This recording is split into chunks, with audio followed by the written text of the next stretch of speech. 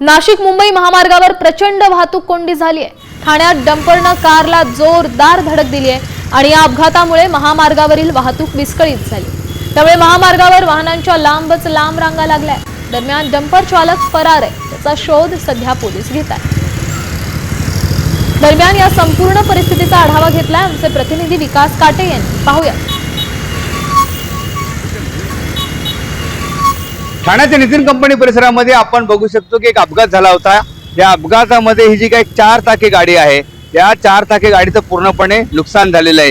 ही जी काही गाडी आहे, हा जो या ठिकाणी डंपर उभा आहे, या डंपरच्या धक्क्यामुळे हा अपघात झाला होता। विशेष म्हणजे एक महिला या गाडी चालवत होत्या आणि गाडी चालवत असताना आपण बघू शकतो की ही जी काय अवस्था झालेली आहे। मुंबईच्या दिशेने जात असताना ठाण्यावरनं हा अपघात झालेला आहे। हा अपघात झाल्यानंतर एकच वाहतूक कोंडी निर्माण झाली होती।